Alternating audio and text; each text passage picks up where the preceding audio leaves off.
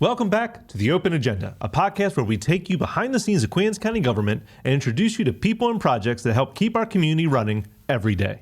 Some of the most important work happening in local government isn't always the most visible, whether it's managing stormwater, maintaining infrastructure, or planning for flooding before the next big storm arrives. There's a tremendous amount of work happening behind the scenes that most of us never think about until we need it. And today, we're talking with two members of the Department of Public Works who spend their days solving those challenges.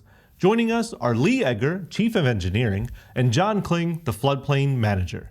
We'll discuss everything from stormwater improvements at 4-H Park and what goes into managing drainage throughout the county to flood zones, permitting, wetland mitigation, and what it's really like to work as an engineer in local government. So whether you've ever wondered why a drainage project takes months to complete, what those FEMA flood zone maps actually mean, or how the county prepares for future flooding, we think you'll enjoy this conversation. I consider this agenda open. Lights on, mic check. What's happening with QAC next? Go behind the scenes with Bruce and Beth. The conversation shaping the county's future. This is the Open Agenda.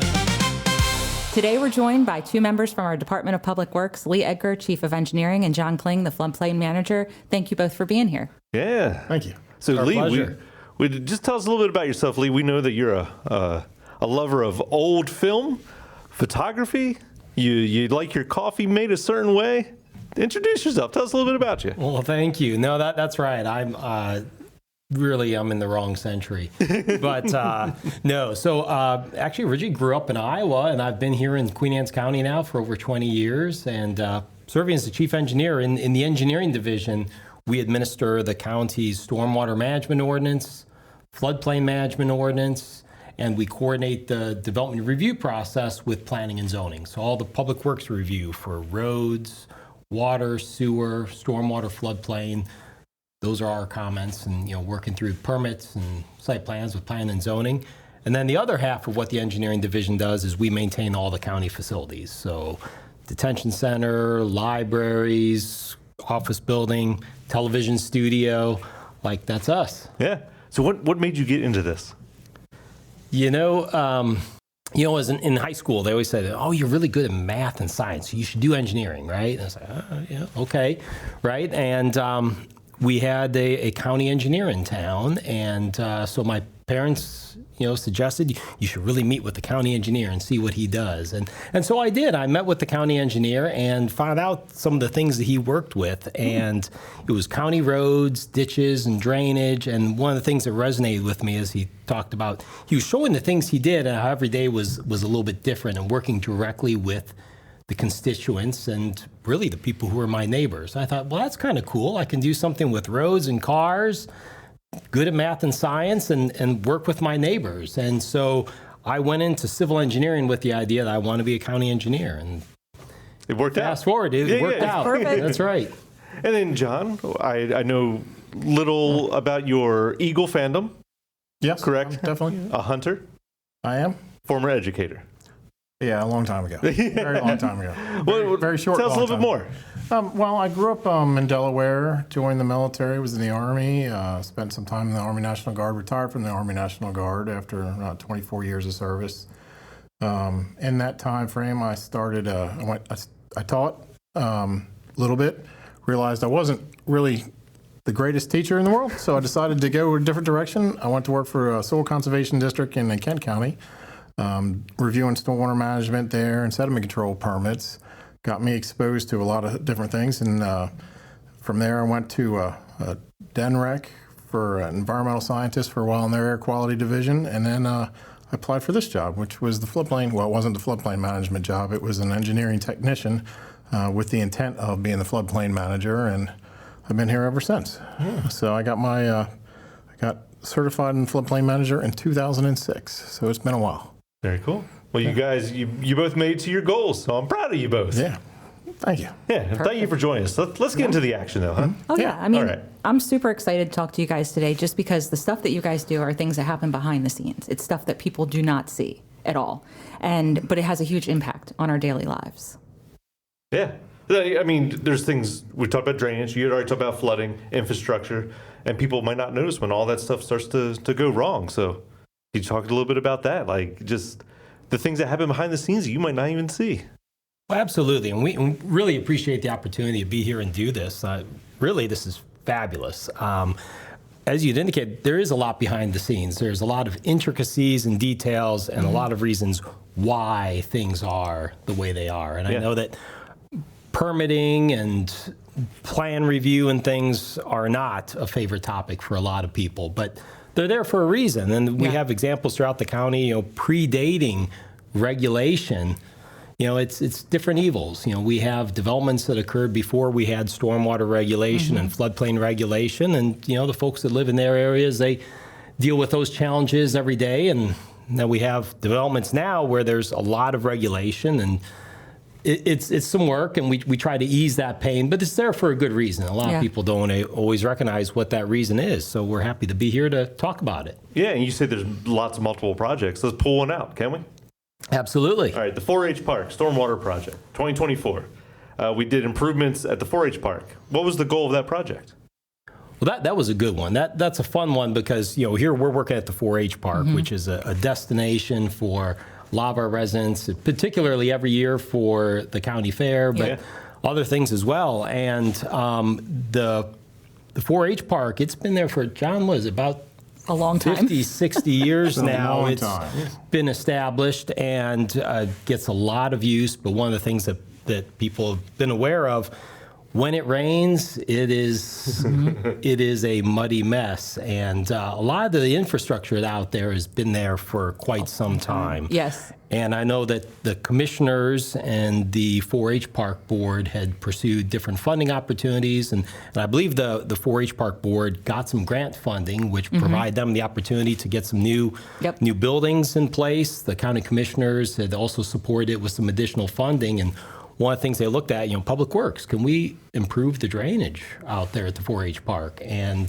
we'd identified some things could be done, and that was actually a project that John had administered, and I think it resulted in some real benefit. I hope so. Have we noticed that yet? I'm sure it resulted in immediate benefit. Yeah, the storm drains out there were a bit piecemeal just over the years. We had a lot of farmers that did volunteer work type situations, installed what was out there.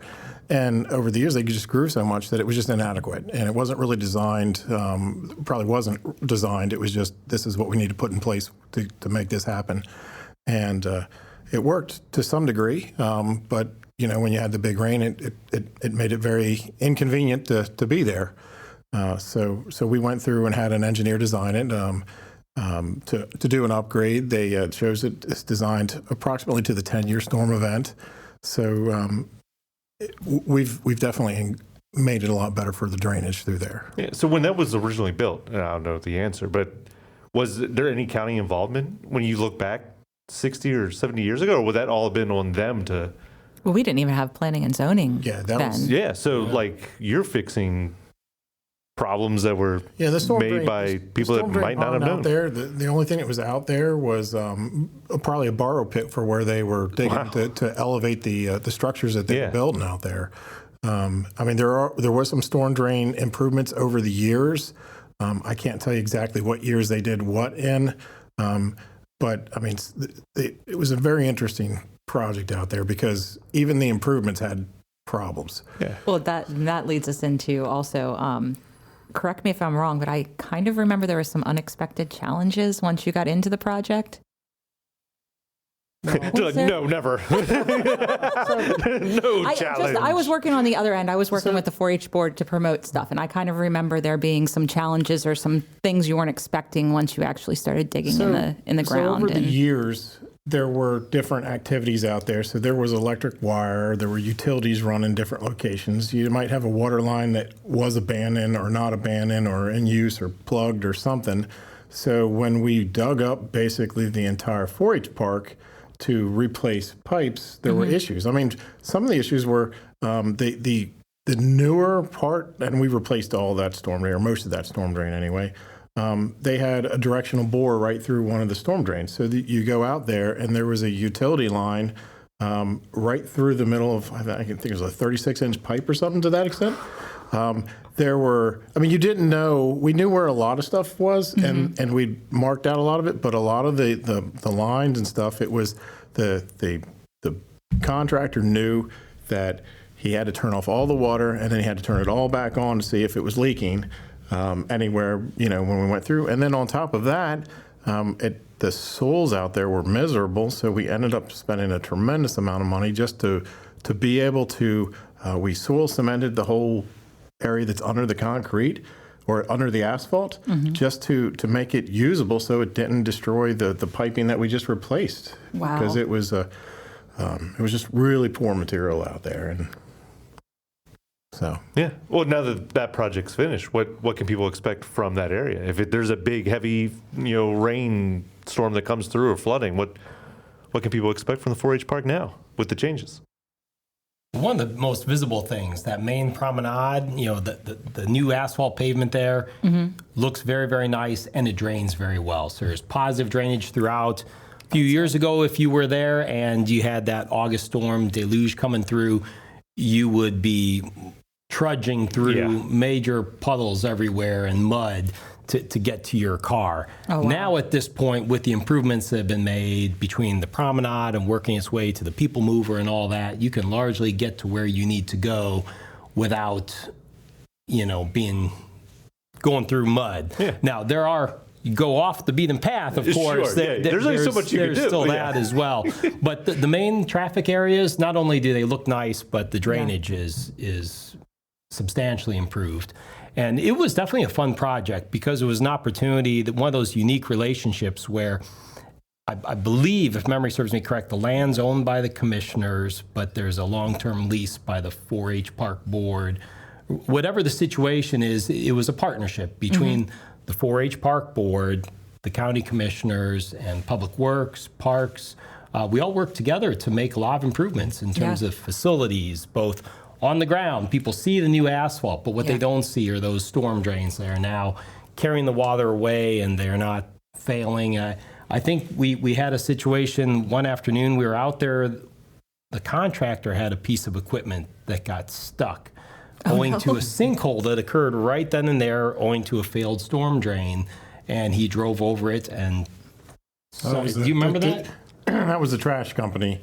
For That's whatever what it was, reason, yep. I mean, the dumpster had been in that place for years and never had any issues. But while we're going through this process, the trash truck backed up over a section of concrete, and it just decided to fail at that time. Oh, no. So it what was a no, but it was going to be replaced. So at least we See, this is why we do this. It was a good time to have it done instead of having to fix it and then come back and replace it. So it worked out pretty well. That's awesome. I mean, and it's good to kind of highlight that because I think everybody saw the improvements the last few years at the 4-H fair. They saw the new pavilions, they saw the pavement, they saw the handicap accessibility, but they didn't realize all that happened underneath the ground.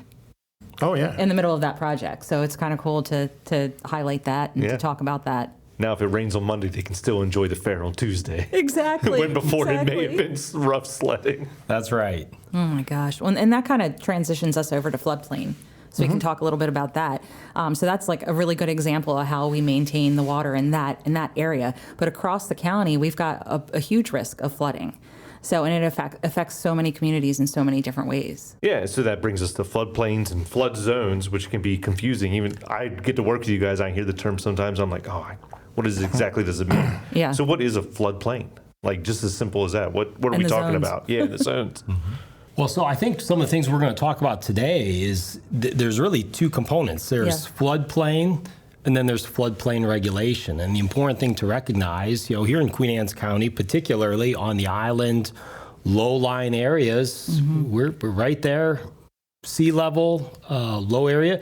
It is prone to the effects of flooding. And obviously, tidal flooding, you don't even have to have a storm to have nuisance flooding and things along those lines. And then you throw in a significant rain event or perhaps a hurricane, and it's all the more substantial. And so for us, in John's role as, floodplain administrator, it's educating our residents about, what it means to live in a floodplain, some of the things that are smart to do, and then some of the things that one is required to do. And there is a difference between the two. And so we administer the floodplain management regulation. It's largely federal regulation, but it's the National Flood Insurance Program. And a little background, a lot of people don't realize, while a lot of our local code is founded in local regulation and such, floodplain's a little bit different. Kind of like when you look at the banks, for example, you see FDIC insured up to $100,000. The idea being that, back during the Great Depression, and you had runs on the bank and all that, people were afraid to invest money in banks because if a bank failed, they were out. Yeah. And so that's where the federal government recognized the need and said, we're going to step in and guarantee this. But in order to do that, they had certain requirements that they imposed on the financial institutions, the banks, for it to make sense. So very similar with floodplain. I mean, ever since the earliest days of civilization, man has kind of lived and done things close to water. It's an area where you can you have access to the water you need to drink, to fish, and to travel, commerce, travel. And even today, people love just the views and everything that can happen. So there's a natural desire that goes back for centuries on living in these areas. And more and more today, we know that insurance is very important to all of us, whether it's insuring your vehicle, insuring your home. If there's a major event and you lose one of these things, you need to have insurance. The private insurance industry for the longest time would not insure things that are in a floodplain. The risk was too great. It didn't make sense for them. So in many cases, years ago, there were folks who have properties that are in the floodplain where they could not get insurance, or if they did, it would be very unrealistic rates. Oh, wow. And that's where the National Flood Insurance Program came in. It was an opportunity to create a program whereby the federal government was willing to stand behind insurance policies, but of course there's some give and take. So participation in the National Flood Insurance Program is voluntary. Not every community necessarily does it. Queen Anne's County, we've, like most communities across the nation, have decided to do it because what it does is it affords our residents the opportunity to have affordable flood insurance. If we did not participate in the National Flood Insurance Program, then either many properties would be uninsurable or it would be at very unrealistic rates. Now, the key is, in order for the federal government to prepare the National Flood Insurance Program, they took a lot of steps to make it work. They did flood insurance studies. They did studies which determined, okay, what are kind of the chances of, how subject is an area, how prone is it to flooding. So they looked at storm events, they looked at currents and things, and they prepared a set of maps which identified areas that are prone to flooding, and then they put forth certain minimum regulations saying, going forward, any new building permits, any new development in the floodplain needs to be built to a certain standard, which generally speaking tends to be elevating. It's building a property or flood-proofing it to minimize when the flood is going to happen, and when it does, it's minimizing the amount of damage and thereby the insurance costs associated with that. So with Queen Anne's County, as a participating community, we've adopted an ordinance and regulations to ensure that new construction in a floodplain is built to be more resilient to floods. And it's a win-win. Yeah.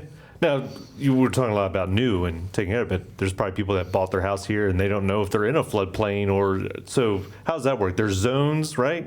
And could you talk a little bit about that? So I guess the easiest and simplest way would be to go online. The county has our property viewer. On our property viewer, if you go to the layers bar and expand it and go to the environmental tab, you can click the little button that says floodplain, and it will give you a color-coded flood map. And if you're in a blue or a red zone, that's the regulated flood zone.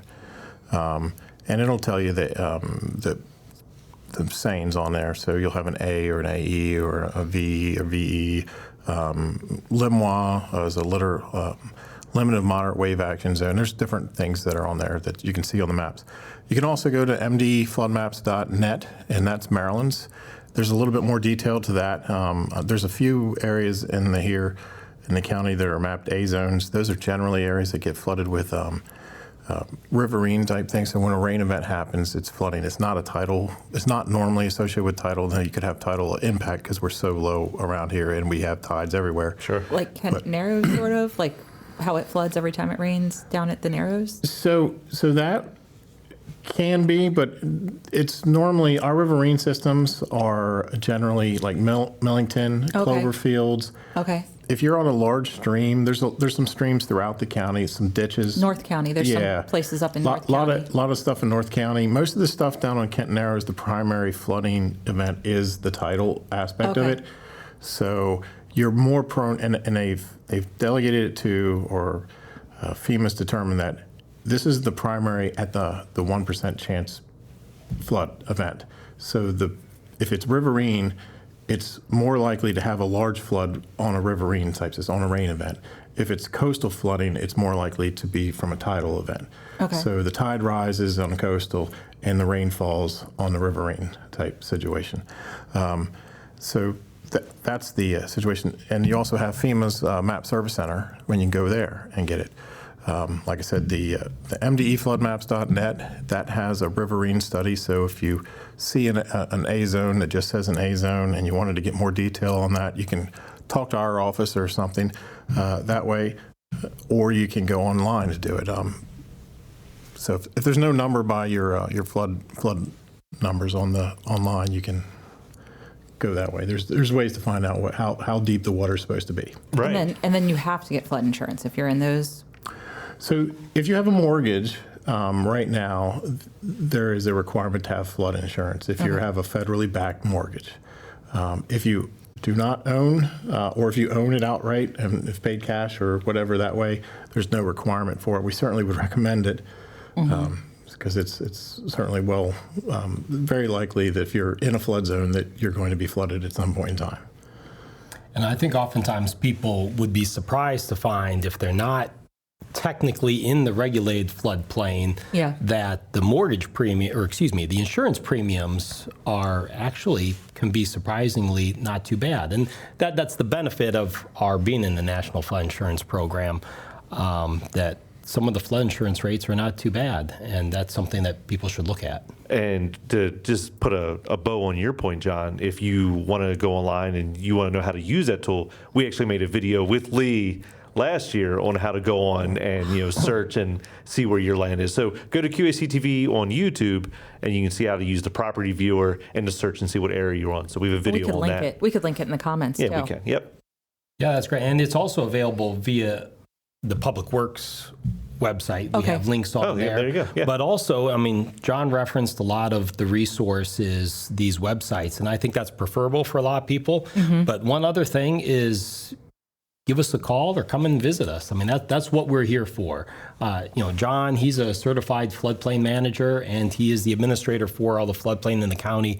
Very knowledgeable, and so that's, I think, one of the best things about Queen Anne's County. We're very approachable. So you can visit us at the Public Works office, and we'll be happy to go over those things, and that's what we're here for. Yeah, it's really neat. When we've gotten to interview most of the commissioners now in the podcast, and every time they say what makes their job the easiest is having guys like you both that work so well with the public and answer questions all the time. So the commissioners see it and they know that we're always willing to help out. And a lot of the staff there, in addition to Lee and I, have been through FEMA training and stuff on floodplain requirements. So they're got a lot of knowledgeable people over there. And they can point you in the right direction to get on the right website and figure out if you're in a floodplain, if you need insurance. And how to find all that information. Both of you guys kind of mentioned the community rating system. Can you explain what that is? So, it talked about how when the National Flood Insurance Program came about, the idea was there was recognized a need for people to have access to affordable flood insurance. But that needed to be sustainable. So we adopted regulations, keep wanting to say FEMA because it all falls under FEMA, but really the National Flood Insurance Program is administered by FEMA, but they come up with minimum standards. So the federal government established minimum standards by which new development should occur.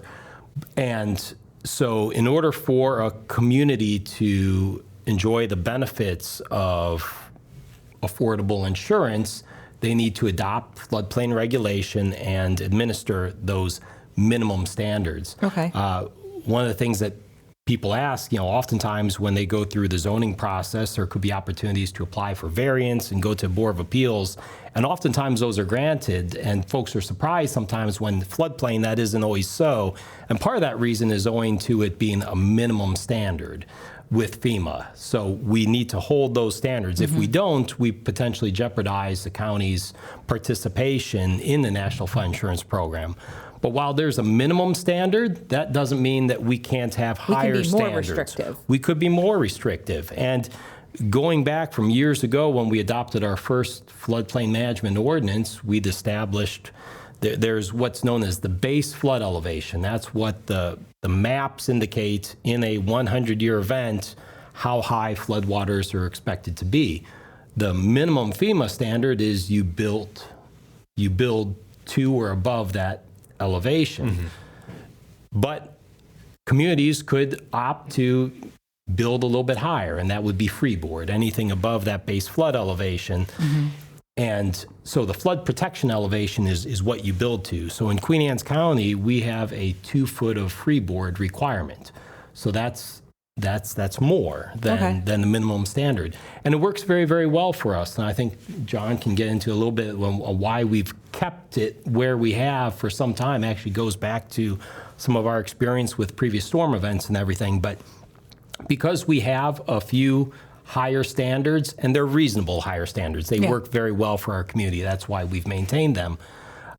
For communities that have higher standards, it affords, through the community rating system, an opportunity for those communities with higher standards to get a ranking, and that ranking could reduce flood insurance premiums even further. So, for example, I think we have, about 2,300 structures in the floodplain, in the regulated floodplain here in Queen Anne's County. And when we made our application to participate in the community rating system,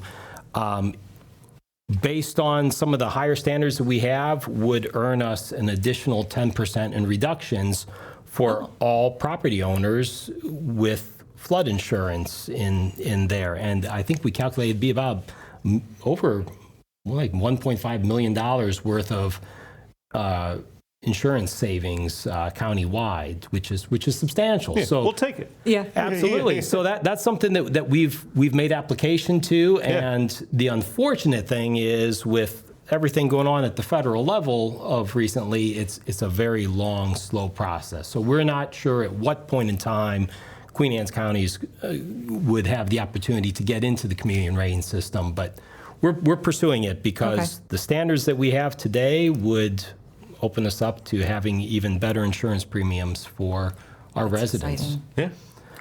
So going into that a little bit further, a lot of the standards that we have today have been taken into account from the entire time. The first flood ordinance was in 1984, and it had 1 foot of freeboard.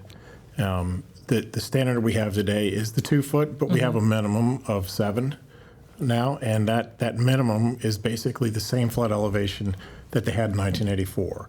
The 1984 maps were somewhat hand-drawn type situations. It was someone's best guess about where the flooding was going to occur. It wasn't always accurate. Wasn't extremely. It was pretty detailed, but it wasn't. We've come a long way. You couldn't necessarily know if I'm on this street that I'm going to get flooding correctly, and then they had to line up maps because they're paper maps. So if the house was in a corner here, and the corner here, and a corner here, you're not necessarily sure which corner lined up with where, and it made things a little more difficult. Today, electronics has gotten a lot better, and we know pretty much where the flood zones are.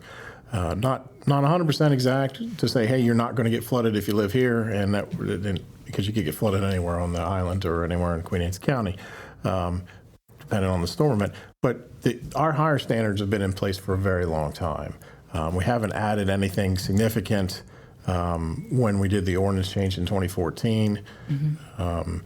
It's pretty much the same stuff.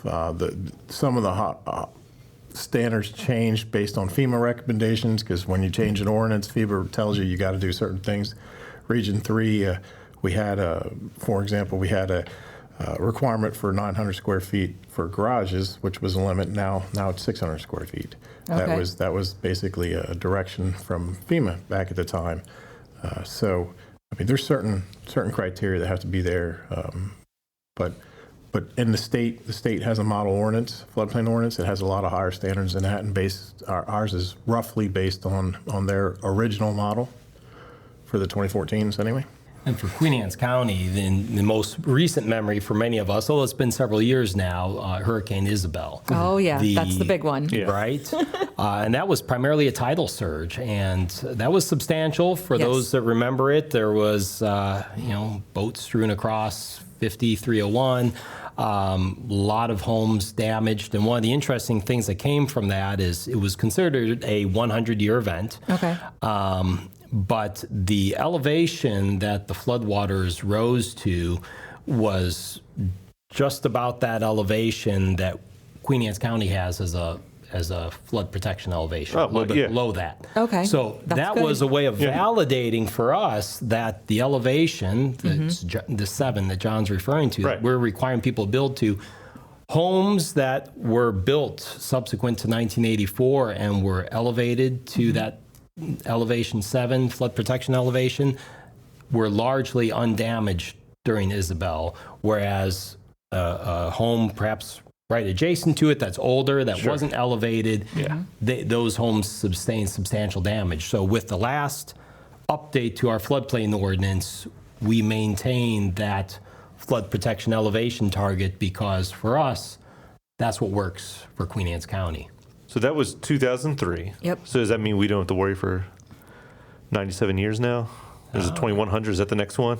It doesn't work like that, does it? It doesn't quite work like that. And in fact, we refer to it as a 100-year storm, but that could be a little bit misleading because what it's actually, the technical definition is a 1% annual event. Okay. And what that means is a storm of a certain magnitude that we've identified is going to cause substantial damage. There's a 1% chance of a storm of that magnitude happening any given year. So just because we have one year, it doesn't mean that we can't have it the next year, because this year there's a 1% chance of it happening, which means you could have 2 or 3, or you could have 0. Okay. Now, over time, it's kind of like flipping a penny, for example. Right. Flipping that coin, you may flip it 4 times and get 5 tails. Well, flip it 5 times, get 5 tails, right? You may flip that coin numerous times, get heads over and over.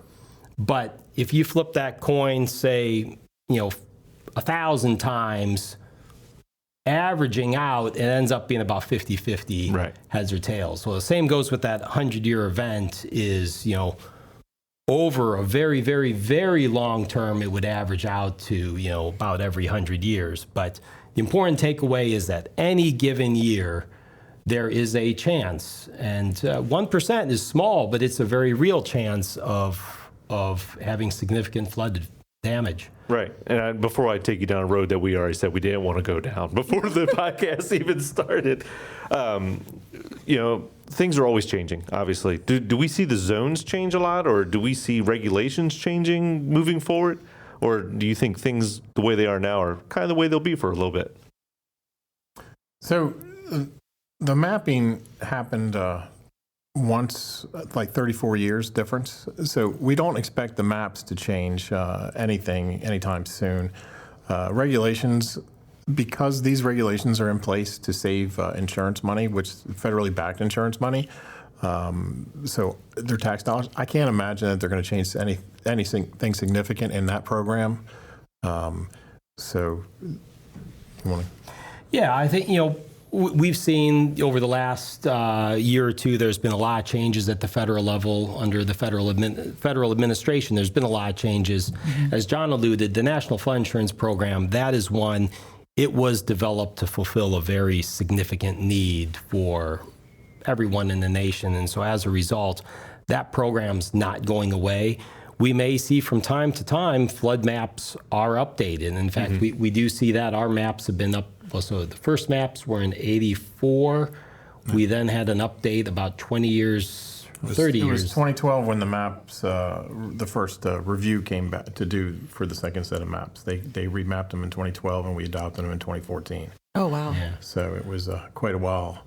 And they're electronic now, whereas before they weren't. So if there was a significant event that they needed to determine the remapping, it's a lot faster as well, because we have one set of paper copies in the entire county, which before we used to have a bundle for each map, I guess. On the in every map, there was you'd have a sheet of paper, like a poster-sized paper, and it was certain streets, so you were guessing, because there were no houses on it. It was just a line where the map was, and Oh, wow. and a line where the street was. So the flood zone was this one line, and the street was another line, and the shoreline was another line. And now, with aerial photography, imagery, and GIS situations, we're pretty accurate, and it's very easy to update. So That's good. But like I said, I don't see anything significant. There's been a few little changes, and they don't normally show up on our maps. They just do letters of map amendment or letters of map revision. Those are electronic documents that really are based on an individual lot versus a large area. But they certainly could do a large area too. But I don't expect them to happen anytime soon. When I was just thinking too, when you were talking about the level that the waters rose during Isabel, if you go down to Kent Narrows, for anyone that's listening and they're not sure and they want to see, I think is it the Crab Deck or Fisherman's that has it? Oh, that Fisherman's marks- that has yeah. it marked. So that was my first year with the county. Was Isabel. I had just finished training. I was working at DES, and I had just gotten off of training, and we had the hurricane happen. And so I remember, You were thrown right in. I was thrown right in, Yeah. and I remember the boats that just kind of broke free, and they were in the middle of the road or wherever, and they were on fire, and nobody could get to them. And they were like, "Well, it's in the water. It's just gonna burn." But afterwards, they marked on the restaurants where the water came up to, and yeah, I mean, I've never seen anything. I had never seen anything like that, and I Yeah. haven't since. Yeah. Yeah, and it's really, truly, it's not a question of if, but when we're going to see it again. We Yeah. will see it again. And that's why we don't envision that the National Flood Insurance Program and floodplain regulation is going to go away. And even if through some odd scenario it did, the risk will not go away. It is in everyone's best interest that if you live near the water, there's a lot of benefits that go with that. But, there's challenges with that as well. And it's important to know one's risk and to prepare for it. Yeah. So is that kind of the storm? Is the big storm the thing that keeps you guys up at night? Is that the big worry, or are there other things that you guys worry about more, like the flooding from something failing? Because that might be more common, right? The biggest thing that worries me is frozen sprinkler pipes flooding See, the county administrator's office, quite honestly. I wouldn't even thought of that. Don't worry, Todd. We got it covered. That's happened before. And I'd have to say, from just boots on the ground out there, we have so many. Our area is so flat and so low that the flooding issues. I don't want to say they're nuisance per se, but that's by far we get flood events all the time. Right. And you can go by the year. You have a high tide, and I mean, just recently the tidal flooding that was going on down in the Narrows. It's amazing what one little event will bring up, and Right. you just don't know what it is. So if you're in a low-lying area and you're building a certain way and your backyard's marshy or mushy, there's a reason for that. I mean, the water's there. There's things that we have to do to attempt to mitigate. And if your house is being flooded because it's an old house, I mean, we'd really love to have it elevated. I mean, that's the answer in most cases is just to go higher. Yeah. I think that's the biggest takeaway we'd like people to have when it comes to floodplain management. I Yeah. mean, the regulations really are well intended, and so as I alluded, there's a benefit to living near the water, and there's drawbacks, and it's being aware of all those. And whether one's property falls within the regulated flood zone, whether through owing to a mortgage they do or don't have to have insurance. Right. It is wise that folks be educated, come in, determine what is the status of my property? Am I in a regulated floodplain? Do I need to have insurance? And if the answer is no, I'm not in a regulated floodplain, then no, I don't need to have insurance. Does that mean one should not consider it? And you say yes, you should And we consider say it. they should consider it. Absolutely. So one thing that I haven't said, and here on the flood insurance side of things, it's not one of those things that you think about all the time, but if you're waiting to get flood insurance until the event happens, FEMA has it regulated to where it takes 30 days to get flood insurance. So if you see the hurricane coming, you've already waited too late. long. That's kind of an important thing to know. It's 30 days if you don't have an insurance policy. On top of that, your homeowner's insurance policy is not going to cover your flood insurance claims. So if you get flooded, you need to be aware of that, and you need to insure yourself correctly. Even if you're not in a floodplain. Yeah. If you're being flooded by a storm event, and you're not in the flood zone and you don't have flood insurance, you're very likely to not have an insurance claim. Wow. Well, this was our gigantic PSA that hurricane season's around the corner. Get your flood insurance now. June 1st. Yeah. Could we switch gears a little bit and talk about wetland mitigation? First off, what is wetland mitigation? And we're going to kind of focus on the project at Tanner Farm here. Yeah, But people have a lot of questions. Yeah, yes they do. But just on the base before we get into that project, just what does wetland mitigation mean? So it's the process by which we're going through. I'm going to read it. Just I wrote a note down here earlier for construction or if you're compensating for something that's already been deconstructed or disturbed. So there's wetlands out there that were impacted by human beings at some point in time, and we're going to create or attempt to create something that we disturbed. Okay. So if there were an acre or something like that of wetland disturbance from one subdivision or one project, and it disturbed a forested wetland, we are attempting to create a forested wetland in this case. So the Tanner Farm was where the wetland mitigation project is primarily I'm going to try to do it right.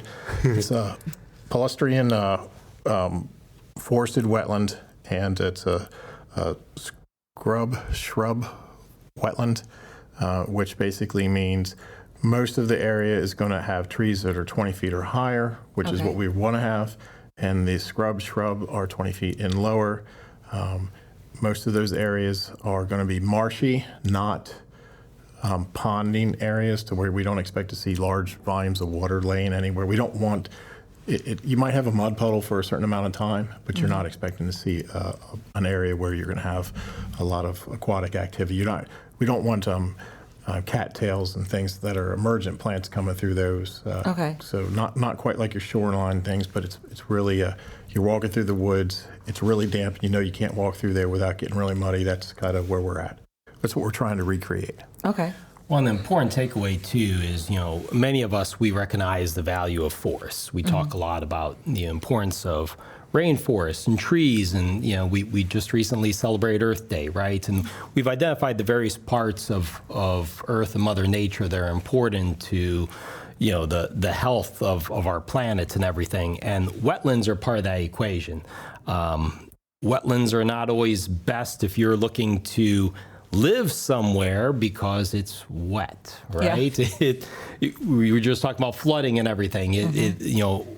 Wetlands often compete with the way that we'd like to live, but they are essential to healthy living on planet Earth. So wetlands are very important in terms of the biodiversity and things that they bring to our planet. They have habitat.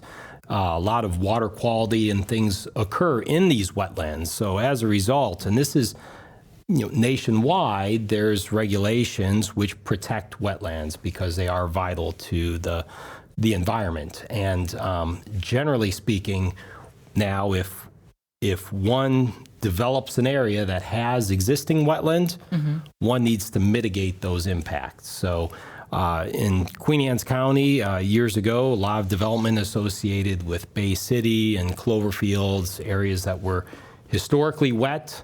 Those wetlands did provide a lot of environmental benefits. So as a result, the impact, those wetlands having gone away, need to be mitigated by the creation of new wetlands.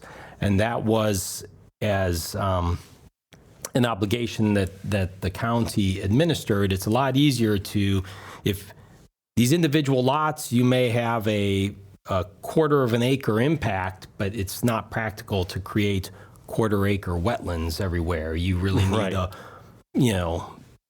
Combine it into substantial one. large area. 10, 20 acre wetlands. That's the practical way of getting it done. So Queen Anne's County is assumed we've taken fees and things from these developments over time, and now we are constructing wetlands to replace wetlands that were impacted. So really restoring some of that biodiversity and all the environmental benefits on Kent Island for some of the areas that had been developed years ago. It's like cutting down a tree and planting a tree. Yes. Perfect. Yes, Bruce, you answered that a lot better than... I'm going to work for DPW now.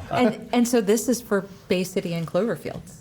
So that's the thing, I think that was the big question online when people started seeing this project come underway, and they read our press release and things online, and they were sure it was some of the newer developments that this was mitigating. Yeah, there was like, I got the numbers, but it's close to 10 acres, over 9 acres in Bay City, and like 2 1/4 in Cloverfields, maybe a little more than that. There's other projects in the county too. County projects, it could involve from ski, it could be county trails, it could be just a roads project or something, an upgrade. If you disturbed any wetlands over the years, there's been an obligation that the county has, the obligations to MDE, and MDE issued the permit saying you will restore X number of wetlands acres to do this project, and we're at a point now that MDE is saying You have it's to do time. it. It's time to do this. You've banked a lot here. And we've tried. This is not the first time. We've went to Greenberg. There's a wetland site down there. We got some acreage out of that.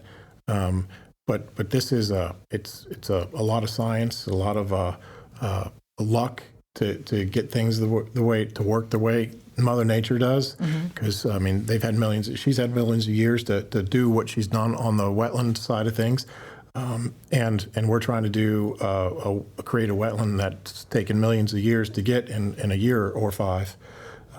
So that it's not quite as easy as it sounds. Yeah. That was literally going to be my next question. Is like, it sounds easy. Oh, take a wetland, plant a wetland, but no. No, definitely Yeah, not, right. not that simple. Yeah. Yeah, so right now you've been doing a lot of the groundwork, but the planning isn't going to be till the fall, right? So the way it's going is there's a herbaceous layer, and I don't know all the plants that are in it, but there's a wetland planting that's the grass type things that are being planted.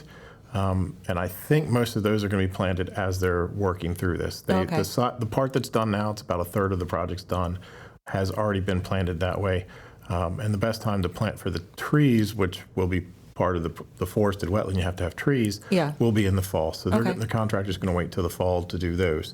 So we expect most of the earthwork to be done mid-June, and then they'll come back in the fall to do the main plantings on the trees. So it'll look a little different then, but they're still going to be pretty small versus, it's going to take some years.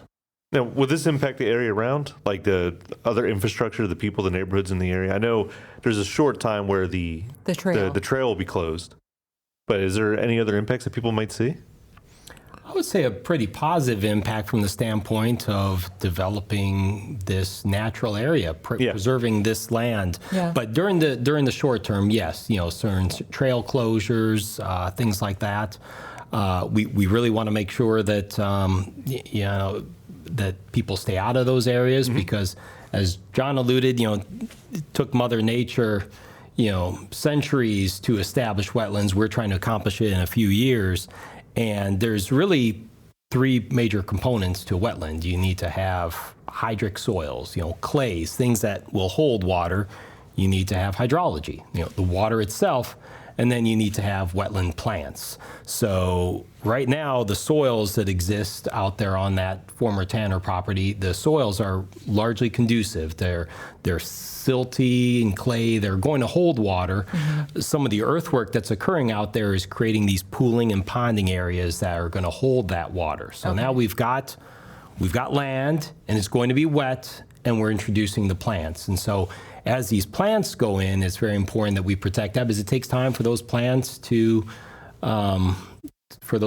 take hold. And so that's going to be very important. We're going to be posting the area, stay out, and we hope that people will observe that until such time that the wetland can get a hold. Yeah, and when it's all done, imagine how much nicer it's going to be when you're on those paths. Oh, It's right. Yeah, it's going to be beautiful. Yeah, It will. exactly. Man, so you both talked about wanting a career, and you talked about, finding this when you were younger and wanting to be an engineer. Did you imagine all these things you would have to learn? Like, so you have to know about flood management, you have to know about mitigation, wetlands, what grows, what can in areas. How crazy is it, the array of work that you guys do? Oh, yeah. That's a good example. I did not imagine that at the time. I think I saw a little bit of it. I saw that there was some variety that the county engineer was doing, which is why I wanted to focus on engineering at the county level. But I would say, from my standpoint, that's one of the best parts about working with the Department of Public Works at the county level is, Queen Anne's County, we're large enough that we, with Public Works, we deal with a lot of different things, but we're small enough that the staff we have needs to delve a little bit into all those things. We have roads, bridges, wastewater, water, floodplain, stormwater. So, for me, every day is different. I will come in and do one thing one day, and there's a lot of variety, and I like that variety. Yeah. So no typical day. Oh, no. No. It is amazing when you try to figure out what you're going to do, because it amazes me every day I come in and I have a plan, what I'm going to come in to do that day. And at the end of the day, I probably did not get that plan accomplished because something else occurred. And we are such a small area, and you have to move with the punches there. It's just one of those things is somebody calls, there's a complaint, or lo and behold, as a flood manager, we do stormwater management as well. It rains and there's some flooding somewhere that somebody needs to address, to have a discussion about. Or, a couple months later, you turn around and somebody's calling, I've had issues with my insurance. They're telling me this, how can you do this? And you have to go back through and figure things out to try to assist, insurance claims. Not that we're really, the insurance is a kind of a standalone thing. We're really doing the regulations side of things. But it's intertwined at the federal level so much, and you just never know what you're going to end up with that day. I'd love to say it works fine every day, and most of the time it does go pretty smooth. But it is interesting that you never know what the call is going to be. Yeah, you got to be ready for everything. Yeah. Yeah. So you guys had very different paths to where you are now, and I'm not sure about education-wise, but if someone's listening or someone's watching and they're interested in joining DPW, whether it's here or somewhere else, or being a part of an engineer group, what would you say to them? What education or what background should they have, or should they aspire to gain? That's a good question. I think just from John and I here, we're working on a lot of things together. We work on a lot of similar things and a lot of very different things, but we have very different backgrounds. So I would say that first and foremost, it's having the passion and the interest. Being good with math and science helps, but being passionate about what it does. So my path, I got my undergraduate degree in civil engineering from Iowa State University. And knowing that I wanted to be a county engineer, I decided to pursue a master's degree in public administration. And many days I find that the coursework on public policy and public administration is far more relevant to the work I do on a typical day than the engineering. And other days it's different. But we have an internship program with the Department of Public Works. Awesome. We've had some students volunteering at the high school level who will come in and spend a couple weeks with us, and we try to have the opportunity where they can, I mentioned that variety. We'll have them spend a little time with the roads division, with the engineering division, and then the sanitary district. And so I'll have an opportunity to see the various components of what we work with. And then we have college students who will participate in a paid internship. And it's a great opportunity to get experience on the many facets of engineering at this level. And those are really great opportunities, and encourage people to, if anyone is interested in engineering, to talk with us. We'd be happy to share our experience, tell a little bit about what we do, and who knows, there could be an internship opportunity. And that doesn't mean that they need to be a county engineer, but boy, there's a lot of really neat things to experience by working with the Department of Public Works. And John, I know your path was a little bit different, but here we are doing very similar things. Yeah, I started, went to school at Dell State as a biology education major. I minored in chemistry. And my first job out of college was working on the farm. So in Queen Anne's County, of course, I worked on Chino when it was called Chino years and years ago. Great opportunity to learn the area. I was familiar with the area. I grew up on the Chester River. I was in Delaware, but my parents had a boat at Ralph's Wharf for a while, and then at Kenner's Lee. So I've spent most of my life over here to some degree or another. And it's a great place to work. The science, the biology, I like to argue with engineers about stuff. There's been very unique conversations in our office over the years, or just in general about what things work and how they work. But yeah, engineering, I was kind of at the Soil Conservation District in Kent County. Got a lot of background. There was a lot of forced learning event. I was hired up there to do environmental education, and that was 1% of the job, and the other 99% was engineering.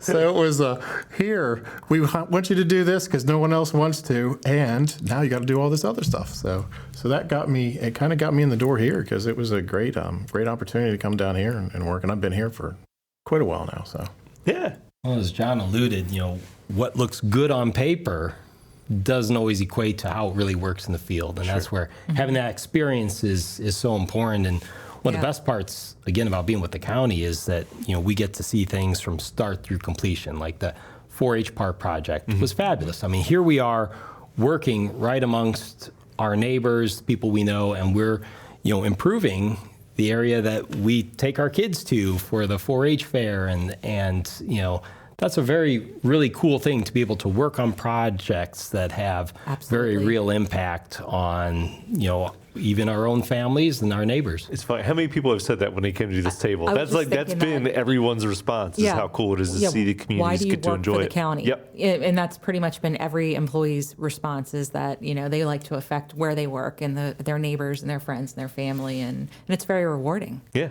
So we got to learn a little bit about your education. And I talked very briefly when I introduced you about a little bit of the things you enjoy outside of work. Could we get into just maybe one or two of those little things?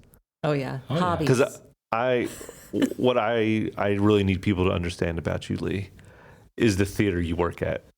Oh. Could you tell us about it? Because it is amazing. How much time do we have? Because It might have to be a whole. It might have to be a whole other podcast. But maybe just a brief.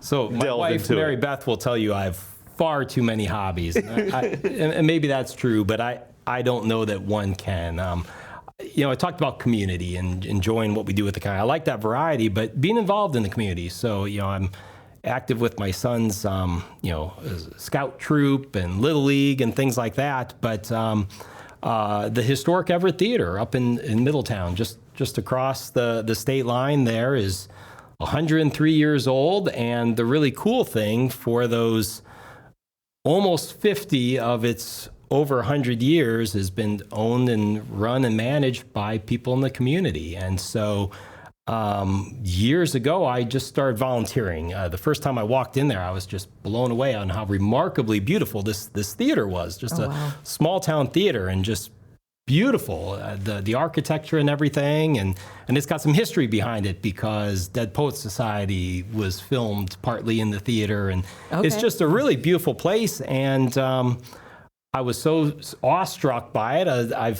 They'd mentioned, volunteer. I said, well, that's great. So I started volunteering to work in the box office, and now here, I've served on the board, but the best part about it is I run the film program. So the Okay. Everett has live stage productions, and it has visual arts, like painting and everything, but shows movies. And so with other volunteers, I work with all the major studios, Universal, Disney, Warner Brothers, and we book films, and we show most of them digitally, and actually a few times a year we'll show them with the theater's original 35 millimeter projectors Wow. from the 30s, Yeah. which is really, really cool, running miles worth of film through the projector. And so I'm glad you asked about that. Of course. You got to come visit. I know, and everyone needs to visit around Christmas time when you guys have the most fun event of the year. That's right. And I think, Commissioner Moran, he came out, and our county administrator this last year, and I know they had a good time, and we even make it snow inside the theaters. So Oh, wow. Yeah. definitely got to come up for a visit there. Yeah. How about you, John? We learned his deepest passion. Yeah. I know you like to hunt. I know you're an Eagles fan, but Oh yeah. what's deep down there? I love I do love the outdoors in general. Just enjoy. I've been spending a lot of time playing with drones. A lot of time just riding four-wheelers, motorcycles, anything you can Excellent. do outside. And hunting is definitely by far one of my biggest passions. I take off every deer season, just to attempt to take off every deer season anyway. I just love to be out in nature. It's nothing. It has nothing to do with the kill or something. It's more of last year I didn't even get anything, I don't think, on deer season. I spent a lot of time just you get up in the morning and the hour before dawn, you're listening to the birds, you're listening to the owls hooting, just watching the critters and stuff. I mean, it's real fun. This wetland project's been a fantastic example, just because I like to go out there and see Sure. it. Yeah. So I can't wait to see a couple years down the road what it's going to be like. We met with some MDE representatives and some Corps of Engineer people the other day, walked this site, and their passion is just crazy on the outdoors. They're out there picking up little critters, and when I say little critters, they're digging for insects and stuff like that. Oh, okay. And identifying stuff. And I was like, well, I haven't done that since I was in school, but that was a pretty interesting thing. But it's a passion when you get out and enjoy just being outside. I tell you, John, we just bought a new drone last week. All right. And you get to wear goggles and you fly like you're in the drone, and Oh, so wow. you Really? can pile around. So we should take it out We should. to that area, and we'll fly around the wetlands and see what it looks like. We could. There we go. Then we can make a video for him, put it Yeah. online. That would be fun. But yeah, we have to learn how to fly it first, though. Let's Yeah, do that. we'll learn that first. Well, if there's one thing that either one of you want anyone to take away from this conversation, what would it be? Just one major kind of theme from today. Well, I'll go. I mean, if you're in a flood zone, you need to know your risks. Please, if you're purchasing a property in Queen Anne's County, make sure you're checking into what zone you're in. You could call the county to look at things. It's very, very important to understand what you're purchasing into ahead of time. It's a great county to live in. Every place has its problematic conditions. And you just have to look into these things and make sure that you're doing your due diligence and know your risk when you're living here. I was saying, when you have a question, don't hesitate to ask.